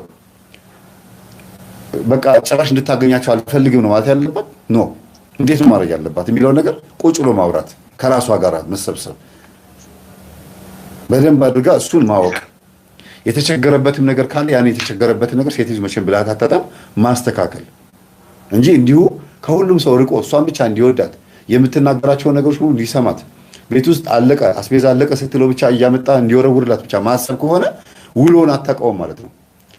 ዋሽቶ ሚዛን ሰርቆ በኃጢአት መንገድ ገንዘብ ሊያመጣ ይችላል። በሐቀኛ ስራም ሰርቶ ደሞዙን አምጥቶ ሊሰጣትም ይችላል። ምናልባት ኮሌጅ አስተምሯት ሊሆን ይችላል። የሆነ ቦታ ላይ በቃ እሷን ሊያገባት ስለሚፈልግ በቃ እዛ ጋር ያለውን ህይወቱን ደብቆ እሷን የሆነ ቁም ነገር ላይ አድርሷት ልክ ትምህርቷን ከጨረሰች በኋላ ዞር በል ከዚህ የምትለው ከሆነ ይሄ ሰው ይነቅላል። በጣም የሚበሳጨው እንዴት አስተምሬሽ የሁሉ ወጪ አውጥቼ ቀሚሱ ልብሱ ምናምን ያስባል፣ ይመጣበታል። ለእሷ ያወጣ ወጪ ይመጣበትና አሲድ መድፋት ይመጣል፣ ፊቷ ላይ መበቀል፣ በጩቤ መውጋት፣ ከዛ በኋላ ደግሞ በቲክቶክ በዩቲዩብ ምናምን ፎቶዋን ፖስት ማድረግ፣ ማስፈራራት ምናምን የሚባለው ነገር የሚመጣው ምንድን ነው? ሴቶቹ ወንዱን የቀረቡበት መንገድ እና እሱ ለእሷ የከፈለው ዋጋ ያነጻጽረዋል። ገንዘቡን እንደ ድካም ነው የሚቆጥረው የሚያስበው። ለእሷ ያወጣውን ወጪ አስቦ ነው እንዴት እንደሚወዳት የሚያሰለው እንጂ መጀመሪያ እሷን በገንዘብ ኃይል ይዟት እንደሆነ አይረዳም። ማንም አትሄድም፣ ሀብቴን አይታለች፣ መኪና አለኝ፣ ንብረት አለኝ፣ ይሄን ሁሉ አይታለች፣ የትም አትሄድም ብሎ በውለታና በንብረት ካሰራት እና ይሄን እርግጠኛ ከሆነ ከዛ በኋላ ከእሷ የሚጠብቀው ምንድን ነው? እንደዚህ ሁሉ አድርጌላታለሁ የምጠይቃትን በሙሉ ማድረግ አለባት ብሎ ነው የሚደመደመው። ከዛ ባሪያ ነው እንጂ የምትሆነው ሚስት አይደለችም። ታዛዥ እንደ ዌይተር እንዳስተናጋጅ ነው ልትሆንለት የምትችለው እንጂ ቤት ውስጥ እንደ ፍቅረኛ አትሆንለትም። ለሱ ነው ትራንዛክሽናል። እሷ ጋርም ደግሞ ምንድን ነው የሚሆነው? እሷ ጋር ምን ይፈጠራል? በጣም ከባድ ችግር ይፈጠራል። ባርነት፣ ይሄ ቤት ውስጥ መሰብሰብ፣ በቃ ስራ አትስሪ፣ እኔ እሰራለሁ አይደለ፣ ከቤት አትውጪ፣ ምን ያደርግልሻል ምናምን ይላል። ያ ምንድን ነው? ቅናት መንፈስ ሊሆን ይችላል፣ ወይ ደግሞ ስትወጣ ሌላ ትለምድብኛለች ይችላል። ያ ነገር ይመጣል። በአጠቃላይ እሷን የእሱ ለማድረግ የሚሞክረው ከቤት እንዳትወጣ በማድረግ በሀብት ንብረት በማሰር በብዙ አይነት መንገድ ይቺ ልጅ ምን ማድረግ ይችላል ማለት ነው? ለቤቱ ማሰር ይችላል። በእሱ ነው የምልህ። እሷ ግን ስማርት ዌይ ተጠቅማ ጥለው ልትሄድ ትችላለች። ከዛ ራሱን ማጥፋት ይመጣል። ቤተሰቦቿ ጋር ሄዱ ማለቃቀስ ይመጣል። ለምን ይሁሉ ተደርጎ ሽማግሌ ይመጣል። አልፈልግም ብላ ግግም ትላለች። ጥላዋ ውጭ ሀገር ወይም ደግሞ ሌላ ስታገባ ያታል። በቃ ነገሩ እየተበላሻሸ ይመጣልና ሪሌሽንሺፕ ሲጀመር ምኗን ነው የወደድኩት ምኑን ነው የወደድኩት የሚባለው ነገር ወሳኝ ነው። ሃይማኖቱ አለ ለምጄው ነው። በጣም እኮ በመላመድ ቆንጆ የምትባል ሴት ምንም እዚህ ግባ የማይባል ድሃም ሊሆን ይችላል፣ በመልክም ሊሆን ይችላል፣ በሆነ ነገር ብቻ ምንም ከእሷ ጋር ማች የማያደርግ ሰው ልታፈቅር ትችላለች። በግጥ ፊልም ላይ ነው የምናውቀው ይሄን ነገር አለ። ግን ፈቃድ እግዚአብሔር ላይሆንም ይችላል። ሁለቱ ያንን ፈቃድ እግዚአብሔር ለመጠየቅ የሚመች ማንነት ከሌላቸው ያው ዞሮ ዞሮ ነገሮች በግምት የሚሄድ ነገር ይኖራል ማለት ነው። አዎ እንደገና ደግሞ አንተ ወንዱ እሷን የወደዳት ምናልባት የወደዳት ማለት ነው ብዬ ማስበው እኔ ልጅቷን የወደደበት መንገድ ደካማ የስጋዊ ምድራዊ መንገድ ሆኖ ገንዘብ የለው ንቀሽኝ ነው ገንዘብ ስለሌለኝ ነው ወይ አብረን የፍቅር ጊዜ እኮ አሳልፈናል ዛሬ ምን ሆነሽ ነው እንደዚህ ናቅሽ ምናምን ብሎ ሊል ይችላል። እሷ በህይወት ውስጥ ሁልጊዜ ሴት ልጅ 10 ነገር ታውቃለች፣ 9ኙን ትናገር ይሆናል፣ አንደኛው ግን አትናገረውም። ምክንያቱም ስለማታውቀው ነው ይባላል። ሁልጊዜ ሚስጥር ሆኖ ለራሷም ጥያቄ ሆኖባት የሚቀር የማይመለስ ግን ግራ የሚያጋባት የሆነ ላይፍ ይኖራል በራሷ ህይወት ላይ። ሴት ልጅ ሚስጥር ናት። የሴት ልጅ ዓለም ይለያል። ራሱ የቻለ ሌላ ዓለም ነው ሴትነት በራሱ፣ ወንድነት በራሱ ሌላ ዓለም ነው እና ልትሰማኝ ይገባታል ማን ስለሆነች ነው ምናምን የሚባሉ ቋንቋዎች በራሳቸው እንኳን ትዳሩ ሊቀጥል እንኳን ፍቅራቸው ሊቀጥል ቀርቶ ሌላ ሰበብ ሌላ ጦስ መዞን እስር ቤት ኢንተርቪው ሳደርጋቸው ወይም ደግሞ ሳስተምራቸው ሴቶች በጣም የሚያሳዝኑት በዚህ አጋጣሚ ምን አድርገሽ ነው የታሰርሽው ስላት እንዴ ታዲያ ከኔ ውጭ ሌላ ሴት ጋር ሲሄድ ጊዜ ማታ ሲመጣ ጠብቄ ቆረጥኩለት ብልት ትላለች። ይሄ አንድ በሉ። ሁለተኛ ደግሞ እንደገና ገደልኩት ምትላለች። 20 ዓመት ምናምን ተፈርዶባቸው ላስተምራቸው ሲሄድ ያጋጠመኝ ነው የምነግርህ። እንግዲህ አንዷ ደግሞ እንደዚሁ ሄጄ አጣላኋቸው፣ አፋጀኋቸው፣ በእጇ ሰበብ እንድትሆን አርባ በቃ የማያወሩት ነገር የለም። ግን ደስተኛ ናቸው ስላቸው ጊዜ ያው በወቅቱ ተናድጄ ነው ምን ላድርግ ታዲያ እና ታዲያ በእኔ ላይ እንደዚህ ያደርግብኛል ይላሉ ሴቶቹ። ሴቶች ላይ ብዙ ጊዜ እርምጃ በመውሰድ ቅጽበታዊ እርምጃ በመውሰድና በመበቀል ይረካሉ። ግን ያ ነገር ጸጸት ነው የሚሆንባቸው። ወንድ ልጅ ላይ ስትመጣስ በጣም የሚያፈቅራት ከሆነና ፍቅሩ ፍጹም ንጹህ ከሆነ ልጅቷን በትክክል ወዷት ለትዳር ፈልጓት በሱ ህይወት ላይ ስትጫወትበት አይጨክንባትም። ታውቃለህ? ይቅናት ነው የሚለው። ግጥም ይገጥማል፣ ዘፈን ይዘፍናል፣ ያለቃቅሳል፣ ምን ይላል ምናምን፣ ግን አይነካትም። የመጥፎ ነገር ውስጥ አይገባም። ምንድን ነው የሚያደርገው? ዝም ብሎ ብቻ ያዝንባትና ህይወቷ ሚዝረብል ሲሆን ዝብርቅርቅ ሲል ህይወቷ ከንቱ ሲሆን ያሳየዋል። ምናልባት ሊጸልይ ይችላል። ለምን ጌታ ሆይ በቃ እኔ እንደዚህ እንድትሆንም አልፈልግም ምናምን ሊል ይችላል። ከዛ ውጭ ግን እጥፍ ብሎ ሌላ ላይፍ ነው የሚጀምረው። እንዲያውም ሳያፈቅር ነው የሚያገባው። ከዛ በኋላ ሴት ልጅ 2 ጊዜ ፍቅር ይዛታል ይባላል። ይሄን ታውቃለህ? አባባል ነው። ታዲያ እኔ ሶሉሽኑን እንትን አልኩ። ሴት ልጅ 2 ጊዜ ነው ፍቅር የሚይዛት ነው ሰላም እኔ አላውቅም ማለት። ወንድ ልጅ ግን 1 ጊዜ ነው ፍቅር የሚይዘው። ከዛ በኋላ 1 ጊዜ ካፈቀረ በኋላ ሁለተኛ ሴት ላይ ፍቅር ያዘኝ ሳይሆን የሚለው ፈልግሻለሁ፣ ላገባሽ ፈልጋለሁ፣ ታስፈልጊኛለሽ ነው ሊል የሚችል ወይ ለዝሙት ወይ ለትዳር ነው እንጂ በፍጹም ልብ ውስጥ ሌላ ሴት በፍቅር ደረጃ ሊያስገባ አይችልም። ለትዳር ሊፈልጋት ይችላል፣ ሪስፔክት ሊሰጣት ሊያከብራት ይችላል። በወጣች በገባችበት ቁጥር በቤተሰቦቿ ዘንድ ትልቅ ሪስፔክት ክብር ሊሰጣት ይችላል። ልቡን ለከፈተችው ሴት ብቻ ነው ግን መጀመሪያ ልቡን ይሰጥ። ይሄ በሳይንሱ የተጠናውና በማህበረሰቡ የሚባለው ነገር ነው የምነግርህ። አንተም እኔም ወንዶች ነን። ይሄ እንዴት ታየዋለህ ብለህ ልትነግረኝ የምትችለው ነገር ይኖራል። እኔም የማየበት ነገር ይኖረኛል። ግን መንፈሳዊነት ከታከለበት ሁልጊዜ ለዛ ለምትወደው ሰው ትጸልይለታለህ እንጂ መጥፎነቱን አትመኝላትም ማለት ትጸልይላታለህ። በቃ ይቅናት ማለት የእናንተ አስተምሮ ደግሞ ይረዳል። ትህትናና በተለይ ትሁትና ታጋሽ እንድትሆን በጣም ያግዛል። ለምን የእናንተ አስተምሮን ከእንትን ከማለታችን በፊት በራሳችን ይሄ በኢጎ ኩራት ምናምን መታቢ ላይ ተወጣጥረን ስለሆነ ውሳኔ የምንወስነው ውሳኔው በኋላ ቅድም እንዳልከው ወደ ጸጸት ይወስዳል። ግን ጠላትን ስጠቅ ግን አሃ ብለህ ብዙን ጊዜ ስህተት እንኳን ቢሰሩ ወይም እኮ ኃጢአተኛ ነኝ እያልክ ብዙ እንትን ልትሰጥ ትችላለህ። ለዛ ስለወደለ የመስጠት ነገር አይደለም። ስለዚህ አሁን ካነሳኸው ጥያቄ አንጻር ምናልባት በደንብ ያልተመለሰልህ ነገር አለ። እንትን ምለው ለምሳሌ አሁን ይሄ በአብዛኛው የኛ ጀነሬሽን ችግሩ ብዬ ማስበው ሁሉም ባይሆን ግን አብዛኛው ስንጀምረው በሮማንቲክ የሆነ ነገር ነው የሚጀምረው። መሳሳም፣ መነካካት እና ይሄ አትራክሽን ሴቷም ወንዱም ስሜታቸውን የሚከተሉት ወንዱ የመከበር ምናምን፣ ሴቷ ደግሞ በቃ ይሄ ኢሞሽኖቿን ነው የምታዳምጠው እንጂ ለኢሞሽኖቿ ሎያል ነች ወይም ለኢሞሽኖቿ ተገዢ ትሆንና ከዛ ውጭ ያለውን ለመከተል ብዙ ጊዜ ይከብዳታል። በሎጂክ ሂዶ ነገሮችን ለማለትና ብዙውን ጊዜ ይሄ ባለፈው እንዳልከው 90% መንፈስ ይተላለፋል ግንኙነት ስታደርጉ ብለህ ነበርና በመነካካትም በመሳሳምም ይሄ ብዙውን ጊዜ አለ።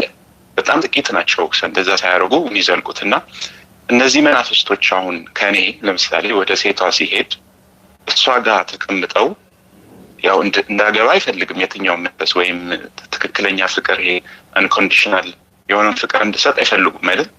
ስለዚህ እነዚህ መናፍስቶች ናቸው ወይ እሷንም እግዚአብሔር እንኳን ፈቃዱ ቢሆን እሷ ጋር እንደሆን ፍቅር ስሰጥ እነሱ የሚከላከሉት አንዱ በዚህ ማየት እንችላለን ወይ?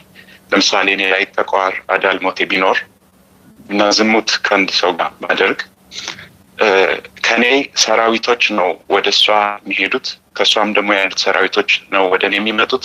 ከዛ እስከመጡ በኋላ እኛ ያቀድነውን ያሰብነውን የሰጋነውን የተጨነቅንበትን ተረድተው እኛ ለማጋጨት እንዲቀላቸው ያደርጋሉ። ይሄ ኃጢአቱን መስራት ከጋብቻ በፊት የሚለውን ጠይቀን ከጋብቻ በፊት በመሰረቱ ሩካቤ አይፈቀድም። በክርስትና ህይወት ከመጣህ ነው እኛ የምናወራው። እንደ ህጉ ትዳር ባይዘው ስለ ትዳር አይደለም እያወራ ያለው ታው ስለ ከጋብቻ በፊት ይላልው ስለ ትውውቅ ፍቅር፣ ይሄ ስለ መገናኘት፣ ስለ ማውራት፣ ስለ መጫወትና ስለሆነ ዓላማ ነው የምናወራው እና ከትዳር በፊት ሩካቤ አይፈቀድም። ምናልባት እያወራኸኝ ያለው በየትኛው መስመር እንደሆነ ለይችል ወቀው ብዬ ነው። እንትን ከጋብቻም በፊት አይፈቀድም። ጋብቻም ከገባ በኋላ የማይፈቀደውን ብዙ ሰው የሚያደርግበት አጋጣሚም ስላለ ነው። ግን ከጋብቻ በፊት የሚደረገው ግንኙነት ሲኖር 90% ከኔ ወደ እሷ ከእሷ ወደ እኔ ይመጣል አይደል? ብዙም ጊዜ እንዳስተማርከን ማለት መንፈሶቹ። ጥሩ ነው። ጥያቄ ገብቷችኋል? ጥያቄው ወንድማችን የጠየቀው ጥያቄ ሲተላለፍ እኔ ገብቶኛል። ልቀጥል ካልገባህ ወይም ደግሞ አንተ ምን ማለት እንደሆነ ልጠይቃችሁ ድንገራቸውና እንትን ልበል። አንተ እያልክ ያለኸው በሩካቤ ጊዜ በጋብቻ ውስጥ የሚሆን ከጋብቻ በፊትም ሰዎች በሩካቤ ጊዜ መንፈስ ሊተላለፍባቸው የሚችለው በስንት ወይ ነው? በአጠቃላይ አንተ በዚህ ሊሆን ይችላል ብለን ያልከው ግን በምን ወይ ነው የሚገባው ነው የምትለው? ወይም ደግሞ ከኔ ወደ እሷ ነው ከእሷ ወደ እኔ ነው ወይስ የራሳችን ነው የሚከላከለው ነው ያልከኝ ያለኸው? እሱ እንዳለ ሆኖ እኔ ምንድነው ከገቡ በኋላ ከኔ ሰራዊትም ሆነ ጭፍራ ብቻ ከኔ ወደ እሷ ሲሄድ እሷ ላይ ሆኖ ምንድነው የሚያደርገው? ከእሷም ወደ እኔ የመጣው ምንድነው የሚያደርገው የሚለውን ጠይቅ ነው። ለምን አብዛኛው ፋውንዴሽኑ ይሄ ነው። በዚህ ጀምርና ከዛ በኋላ አይዘልቅም። ብዙም ጊዜ እንዳልከው የመዝለቅ ቻንሱ ለሆነው ብዙም ጊዜ በጣም ጥሩ። አይልህ ሰላም ይደረጋቸው ንፋስ አለ። እና እዚህ ጋር የምትመራት አይነ ጥላ የምታስበውን አይነ ጥላ እንኳን ካለች አንዳንድ ባለፈው ከዚህ በፊት አይነ ጥላ ከሆነ የምታስቡትን ያውቃል ብለን ነበር። ውስጥ የማስበውን ለሰው ባልናገረውም ግን ውስጥ የማሰለስለውን ያውቃል ብለን ነበር። አሁን የማስበውን ካወቀ ያዘ አይነ ጥላው ከሰው ለሚመጣው መንፈስ እነዚህን የማስበውን ነገር እያቀረበ ሊያከሽፍ ይችላል ወይ የሚለውንም በዚህ አጋጣሚ አሁን ምንድነው የምነግርህ፣ አንዲት በሴትና በወንድ ለይቼ ነው የምነግርህ። እሺ ያንተ ለብቻ የእሷ ለብቻ ነው። በመጀመሪያ ያንተ ፍቅረኛ አለች እንበል። ያቺ ፍቅረኛ ካንተ ጋራ በማደሯ ምክንያት ካንተ ወደ እሷ የሚመጣባት መንፈስ ካለ ከሚለው ልጀምርልህ። ከራሷ ሳይሆን ካንተ ወደ እሷ መንፈስ ከመጣና እሷ ላይ አብሯት ወደምትሄድበት አብሯት ከሄደ ያ መንፈስ ምናልባት የቤተሰቧ ዛር መንፈስ ከሆነ አንተን ከሷ ያርቃል። አንድ ወይም ደግሞ በዝሙት ብቻ ተዋውቃችሁ እንድትርቅ ያደርግሃል። በዝሙት ብቻ ስለ ጋብቻ በሚነሳበት ሰዓት በፍጹም እንድትግባባ አያደርግም። ሁለተኛ ደግሞ አንተን ለማጥቃት እሷን ለማጥቃት ሊመቸው ነው ከአንተ ወደ እሷ የሚሄደው። እሷን ህይወቷን ለማየት ቤቷ ስትሄድ ውሏ አዳሯ ለቤተሰቦቿ ያላት ሁኔታ አገኘሁ እኮ ጓደኛ ባላገኘሁ ላገባ ነው በሉ ተዘጋጁ ምትል ከሆነ ነው እንዴ ብሎ ለማለት እንዲመቸው ከአንተ ወደ እሷ ይሄዳል። እንግዲህ ዛር ከሆነ ነው ያልኩህ። ያንን ዓላማዋን ለማደናቀፍ አብሯት ይሄድና በገባችበት በወጣችበት ቁጥር ያንን የምታስበውን ሀሳብ ለማደናቀፍ ጥረት ያደርጋል። ለምሳሌ ከሱ ጋር የማትግባባባቸውን ነገሮች በመፍጠር ያያታል። እሱ የመጣው ከአንተ ስለሆነ አንተ የምትወዳቸውን ነገሮች በሙሉ እሷ ላይ እንዳይገኝ ያደርጋል። ወይም ደግሞ አንተ የምትጠላቸውን ነገሮች በሙሉ እሷ ላይ እንዲገኙ ያደርጋል። ለምሳሌ ከሱስ ከሆነ ሲጋራ ማጨስ፣ ጫት መቃም፣ መጠጥ መጠጣት፣ መጨፈር ምናምን እንደዚህ አይነት ባህሪ ያለባት ሴት አንተ የማትወድና ያገኘሃት ምንም እንኳን ናይት ክለብ የሚሆን ዓለማዊ ቦታ የሚሆን ግን ሰብሰብ እንድትልልህ የምትፈልግ ከሆነ ያን ነገሯን አታቆምም። ለምን? ከአንተ ነው ወደ እሷ የሄደው። ከአንተ ወደ እሷ ስለሄደ እሷን በደንብ አንተ እንደማትወዳት አይነት ማነው የምትወዳትን ሴት ተቃራኒ ወይም ደግሞ ልታይባት የማትፈልገውን ነገር እያደረገ ያበሳጭሃል። አንቺ ምን ሆነሽ ነው? ለምን አታርፊም? ይሄ ነገር እኮ ለወደፊት አይጠቅምንም። እረፊ ስትላት አትሰማህም። በቃ ግግም ትልብሃለች። ለምን? ሁሌ አንተ የምታየው ምንድነው? ተቃራኒ የሆነ ነገር ነው። አንቺ ተበላሽተሻል በቃ ማን ብለህ ብሎክ ስታረጋት እንደገና መታ ደግሞ ታለቃቅሳለች። ለምን? እሷም ሰው ናት፣ ይገባታል። እኔ እኮ ወድጄ አይደለም በሺ በቃ አስተካክላለሁ ምናምን ትላለች። እንደገና ደግሞ አሁን መልሳ ያን ነገር ትደግመዋለች። ሌላ አዲስ የሆነ ባህሪም ልታመጣ ትችላለች። ይሄ አንዱ ነው፣ ዛር ከሆነ ነው እንግዲህ። ሁለተኛ ደግሞ ዛር ሆኖ ቡዳ ከሆነ ቡዳ ዛር የሚባለው ምንድነው? ሁልጊዜ አንተ በፍጹም እንዲያልፍልህ አይፈልግም። ወይም እንድታገባ ወይ ሀብታም እንድትሆን ወይ ሰው እንዲወድህ አይፈልግም። ምቀኛ ነው በምንም አይነት መንገድ ሁልጊዜ እኮ ነው የምልህ። ስለዚህ እቺ ልጅ አንተ ጋር ልትመጣ የማትችልበትን ስራ ያመቻቻል። ለምሳሌ የምትራራቁበትን ሁኔታ፣ ወደ አረብ ሀገር መሄድ፣ ጠዋት ወጥታ ማታ የምትገባበትን ስራ ያስገባታል። አንተ እሷን ሄደህ ማጠይቅበትን ሁኔታ፣ ወይ አንተ ራስህ ከእሷ የምትርቅበትን መንገድ፣ ወይ በዝሙት እንድትወድቁ አንተ ራስህ በዝሙት ወድቀህ መረጃ ተገኝቶብህ ፎቶ ተገኝቶብህ ምናምን እሷ እንድታገኙ ያደርገዋል ወዲያው። ከዛ በቃ ከአንዳንድ ትራራቃላችሁ፣ ሄድ ልክስክስ ምናምን ተሰዳድባችሁ ምናምን በቃ ትለያያላችሁ። ለምን? አጠቃላይ ሪሌሽንሺፓችሁን አይፈልገውም። ይሄ ቡዳ ዛር የሚባለው። አይነ ጥላ ዛር የሚባለው ደግሞ የአይነ ጥላ ዛርም ይሁን ብቻ ከተወለደችም በኋላ የመጣባት ብቻ አይነ ጥላ ከሆነ ለሩካቤ ለዝሙት ሲሆን ትቀራረባላችሁ፣ ትጣጣማላችሁ፣ አብራችሁ መጨፈር ነው መጨበስ ነው፣ ምንም ችግር የለባችሁም። የትም ርቀት ድረስ ሄዳችሁ አብራችሁ ልትጫወቱ ትችላላችሁ። መንፈሳዊ ቦታ ላይ ግን እንድትሄዱ አይፈልግም። ጸበል እንድትጠመቁ አይፈልግም። ሁለታችሁ በእግዚአብሔር ሐሳብ ውስጥ እንድትሄዱ አይፈልግም። አይነ ጥላ ዛርም ይሁን አይነ ጥላ ኖርማል አይነ ጥላ ማለት ዛርም ሊሆን ይችላል። ከተወለደች በኋላ የሚመጣ ደግሞ አይነ ጥላ አለ። ከአንተ ወደ እሷ የሄደውን ነው እንግዲህ የምነግርህ። ከአንተ ወደ እሷ አየህ፣ ያ ምንድነው? በቃ አንተ እሷን ያየሃት በዝሙት አይን ከሆነ ልክ ለዝሙት እንድትመቻ አድርጎ ያዘጋጅልሃል። ማታ እንጮትም አንድ ነውና ምሳሌ ጊዜ እሺ ለብሼ ልውጣ እሺ። ከዛ ጾም ሲገባ በቃ በዚህ ዓመትማ ጾማለሁ ምናምን ብለህ ታስብና እሷ ትደውላለች። አንተ ጾማለሁ ብለህ ስታስብ የአንተው መንፈስ እሷ ጋር ሄዶ ምን ያደርጋል? እንሂዳ በቃ እንገናኝ፣ በቃ አያስችልም። እሺ ብለህ ትሄዳለህ፣ በዝሙት ትወድቃለህ፣ ጾሙ ያልፍሃል። ከዛስ እንደዚህ በቃ ሀሳብ ነው። ከይቅርታ እዚህ ጋር እንትን በል ነው ከኔ ወደ እሷ ሲሄድ ሀሳብ ወይም ኢማጂኔሽን ወይ ስሜት ነው የሚያመጣበት። አዎ እንዴ ያንተን ማንነት በደንብ ያውቀዋል አይደል? እንዴ አብሮ እኮ የኖረ መንፈስ ስለሆነ ያንተን ስሜት እሷ ወስዶ ያንጸባርቀዋል። ያ በፊት ዓለማዊ በነበርክበት ሰዓት ለምሳሌ እናትህ አይምሮ ወይ ልቦና ላይ ወይ ብቻ የራሷ እንዲመስል አድርጎ ነው የሚያመጣው። ዝሮ አይምሮ ላይ ነው የሚቀመጠው እኮ ሌላ ቦታ አያርፍም እኮ። አይነ ጥላ ሌላ ቦታ አያርፍም። አይምሮ ላይ ሆኖ ነው እኮ ሁሉን ስራ ከውጭ የሚሆኑ ሰዎችስ አሁን አንዳንዴ ውስጥ መግባት የማይችልበት አጋጣሚ አለ። በአየር ላይ መጥቶ አሁን ክፉ እንደዚህ ለምሳሌ ክፉ ሀሳብ ሲያመጣ ወይ ስድብ ሲያመጣ በአየር ላይ መጥቶ ያንን ክፉ ነገር ያ እንትን ይልና ከዛ ይሄዳል የሚል እንደዚህ አይነት የአየር አጋንንቶች አሉ። እነሱ እንት ነው ያንን የሚያደርጉት። ላመጣ አሁን እኮ አንተ ወደ እሷ የሄደውን ዛር ነው ማውራ ወይም ደግሞ ከልጅነት ጀምሮ የሚያውቃችሁን መንፈስ ነው። ይሄ ካደጋችሁ በኋላ መተቱን ቡዳውን ምናምን የዝሙት መንፈሱን አላነሳሁትም ገና እኮ ገባ። ዛሩ ላይ ነው ትኩረት እያደረኩ ያለሁት። ከልጅነት ጀምሮ የሚያውቅህ ስለሆነ በምን እንደምትወድቅና በምን እንደምትነሳ ስለት ስትሳል ቶሎ ስለትህ የሚደርስ ከሆነ እግዚአብሔር ፊት ስታለቅስ እንባህ ጠብ በማለቱ እግዚአብሔር ቶሎ ጸሎትን የሚሰማ ከሆነ የዋህ ቅን ለኔ ቢጤዎች ሳንቲም የምትሰጥ ደሃ የምትረዳ በጣም ቅንና መልካም ሰው ከሆንክ ያንን ሐሳብህን በተግባር እንዳትፈጽመው መቼም ክፉ ማድረግ ይከብደዋል። ለምን እግዚአብሔር አንዴ ጸጋ ሰጥቷል። ይሄንን ግን አንተን ክፉ ለማድረግ ሳይሆን አንተ ይሄ ነገር እንዳታደርገው ቢዚ እንድትሆን ጊዜ እንዳይኖርህ አድርጎ በነገሮች እንድትቆላለፍ ሊያደርግ ይችላል። ከዛ ያንተ መንፈስ ግን እሷ ላይ ሄዶ እሷ ላይ ካረፈ በኋላ ሁልጊዜ እሷን ብቻ እንድታስባት ያደርጋል።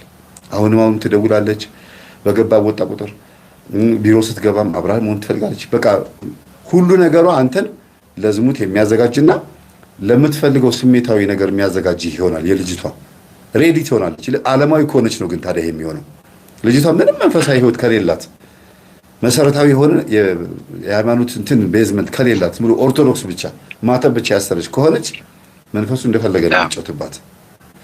ከዛ ወደ እንትኑ እንምጣ። ካደገች በኋላ ደግሞ ወማን ነው አንተ ካደግክ በኋላ ደግሞ ለምሳሌ ትምህርት ተምረህ ከጨረስክ በኋላ ዩኒቨርሲቲም ተመርቀህ ሊሆን ይችላል። ብቻ ስራ ጀመርክ።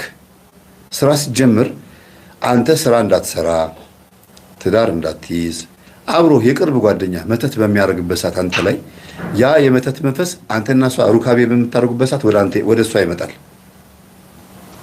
ግልጽ ነው። ወደ እሷ ይመጣና እሷ ውስጥ ያለው ከጓደኛህ የመጣው በመተት ምክንያት የመጣው መንፈስ እሷ ውስጥ ሆኖ እሷን ያያታል። ለጓደኛህም ጭንቅላት ውስጥ ያመለክተዋል ማለት ነው ጓደኛ። ስለዚህ የአንተ የቅርብ ጓደኛ የአንተኑ ሚስት በጎን እንዲያገኛትና ከአንተ ሸሽታ ወደሱ እንድትሄድ የማድረግ ኃይል የሚኖረው ይሄ ነው። አንተ ላይ መተት የተወረወረ ከሆነ በትዳርህን ማንም ፍቅረኛ በመያዝህና ሀብት በማግኘትህ ምክንያት ባለህ ጸባይ በሆነ ነገርህ ብቻ የሚቀና የቡዳ መንፈስም ሊሆን ይችላል፣ መተትም ወርሮብህ ሊሆን ይችላል። የዛ ሰው መንፈስ አንተ ላይ ሲመጣ አንተ ደግሞ በሩካቤ ምክንያት እሷ ላይ ትለቅባታለህ። እሷ ደግሞ ያን ትረከባለች እና በምትገናኙበት ሰዓት በዝሙት እንዲተሳሰቡ ሊያደርግ ይችላል። እሷን አንተ እስክትገምታቸው ድረስ ግራ እስክትጋባ ድረስ አንተ አይንህ እያየ እስከ ጋብቻ ሊደርሱም ይችላሉ። ያ ምንድነው? የዝሙት መንፈስ እነሱን ያቀራርባቸዋል። ይሄ ሁሉ የሚሆነው ግን አንተ ጋር ያለው መንፈስ እንድታገባ ካልፈለገ ነው። እንግዲህ አይነ ጥላው ቡዳ ዛር ከሆነ ያንተን ማግባት የማይፈልግ ከሆነ በመተት በኩል እንኳን መጥቶ እንደዚህ ሊያደርግ ይችላል። አንዳንድ ሰዎችን ደግሞ ልክ አሁን እንደዚህ በዝሙት እንኳን ራሱ ቀራረብ ያን ካደረክ በኋላ የመሰላቸት የማስጠላት ከዛ ደግሞ እንደዚህ አይነት ነገርም አለ። ይሄ የሚያደርገው እሱ ነው ማለት ነው። አንዳንዴ ምን ብለናል? መናፍስቶች በኃጢአትም እንድትደሰቱ አይፈልጉም። አንዳንድ በተለይ ይድናሉ የሚባሉ ነፍሳትን ወደፊት በኃጢአትም እንዳይደሰቱ ያደርጓቸዋል። እና ይሄ በሴትም በወንድም ምን አለ ሴቷም ወንዱ ለእሷ ጥሩ ደግ ሲሆን እሷ ሊያስጠላት ይችላል። በዝሙትም እንደዚሁ ጥሩ የሆኑና ከዚያ የሆነ ሰዓት ላይ የማስጠል ነገር አለና ይሄ ነገር ያው የመንፈሱ ራሱን የቻለ አሰራር ነው ማለት እንችላለን ማለት ነው።